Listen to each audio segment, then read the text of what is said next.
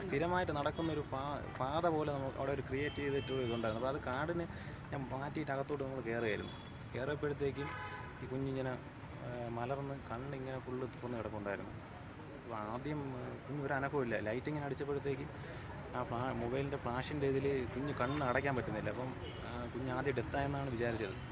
സാറിനോട് അങ്ങനെ തന്നെയാണ് അവർ പറഞ്ഞത്. പക്ഷേ ചാടി ഇറങ്ങിയപ്പോഴത്തേക്കും കുഞ്ഞ് ടക്കനെ ഞെട്ടിയങ്ങ് വളർന്നു. ഒരു രണ്ട് വേരിൻ്റെ ഇടയിൽ കുഞ്ഞിനെ മലർത്തി കിടത്തിയിരിക്കുകയായിരുന്നു. നമ്മൾ പിന്നെ അപ്പോഴേ എടുത്ത് സാറും നമ്മളെല്ലാം കൂടെ എടുത്തുകൊണ്ട് ഓടായിരുന്നു. വേറൊന്നും ചെയ്തില്ല, വേറൊന്നിനും മനസ്സ് വന്നില്ല. ഫോട്ടോ എടുക്കാൻ എൻ്റെ അടുത്ത് എല്ലാവരും ചോദിച്ചു, ഫോട്ടോ എടുത്ത് ഞാൻ ഒന്നും എടുത്തിട്ടില്ല. നമ്മൾ എത്രയും പെട്ടെന്ന് ഹോസ്പിറ്റലിൽ എത്തിക്കുന്നുള്ള ഒരൊറ്റ ഇതിൽ വേറെ ഒന്നും മനസ്സിൽ വന്നിട്ടില്ലായിരുന്നു. ആദ്യഘട്ടത്തിൽ കണ്ടപ്പോഴേ ഈ കുട്ടിയെ ആരോ കൊണ്ട് കിടത്തിയ രൂപത്തിൽ തന്നെയായിരുന്നു ഉണ്ടായിരുന്നത്? അതെ, തീർച്ചയായിട്ടും. കുട്ടിയല്ലാതെ സ്വാഭാവികമായി അല്ല, ഒരിക്കലും നമുക്ക് പോലും ഞാൻ പോലും ചാടി ഇറങ്ങിയതാണ്. എനിക്ക് തന്നെ ഒരു ഏടി അടുപ്പിച്ച് ഹൈറ്റുണ്ട്. അപ്പോൾ ഞാൻ തന്നെ ചാടി ഇറങ്ങിയിട്ട് കൊച്ചിനെ എടുത്ത് മേളിൽ ഇരുത്തിയതിനു ശേഷം വീണ്ടും ഞാൻ ചാടി വരെ കയറിയത്. അപ്പോഴത്തേക്കും ആരോ കൊണ്ട് കിടത്തിയതാണ്, ഉറപ്പാണ്. ശരീരത്തിൽ ബ്ലഡോ അങ്ങനെ എന്തെങ്കിലും? ഇല്ല, വേറെ ഒന്നും അങ്ങനെ ഒന്നും കണ്ടിട്ടില്ല. ഡോക്ടർ പരിശോധിച്ചിട്ട് അവർ പറയും. മധു, കുട്ടിയെ കുട്ടിയെ ആദ്യം കണ്ടെത്തിയ സിവിൽ പോലീസ് ഓഫീസറാണ് ഇപ്പോൾ സംസാരിച്ചത്.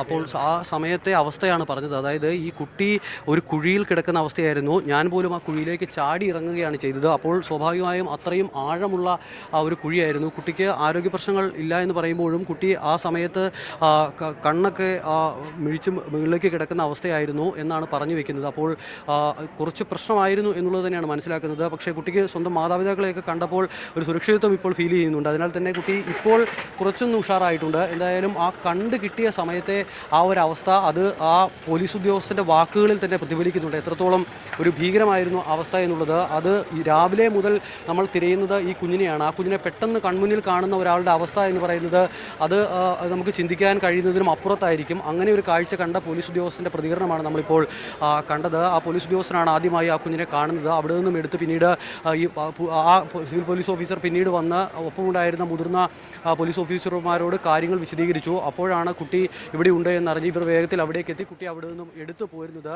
ആ പോലീസ് ഓഫീസർ ഇപ്പോൾ നമ്മളോട് സംസാരിച്ച ആ പോലീസ് വാഹനത്തിൻ്റെ ഡ്രൈവർ പറയുന്നതനുസരിച്ചാണ് എങ്കിൽ കുട്ടിയെ ആരോ കൃത്യമായി തന്നെ അവിടെ കൊണ്ടക്കിടത്തി എന്ന നിഗമനത്തിലേക്ക് എത്താൻ കഴിയുന്ന തരത്തിലുള്ള ഒരു പ്രതികരണമാണ്, നിർണായകമായ പ്രതികരണമാണ് ഇപ്പോൾ ആ പോലീസ് ഉദ്യോഗസ്ഥൻ നടത്തിയിരിക്കുന്നത്. കാരണം ആ ഉദ്യോഗസ്ഥന് ചാടി ഇറങ്ങാൻ പരുവത്തിനുള്ള കുഴിയായിരുന്നുവെങ്കിൽ അതിന് എത്രത്തോളം ആഴമുണ്ടായിരുന്നു എന്നുള്ള കാര്യം നമുക്ക് ഊഹിക്കാവുന്നതാണ്. അപ്പോൾ മാത്രമല്ല അത് വീണുപോയതിൻ്റേതായ ലക്ഷണങ്ങളൊന്നും ഇല്ല എന്ന കാര്യം കൂടി അദ്ദേഹം പറഞ്ഞു വെക്കുന്നുണ്ട്.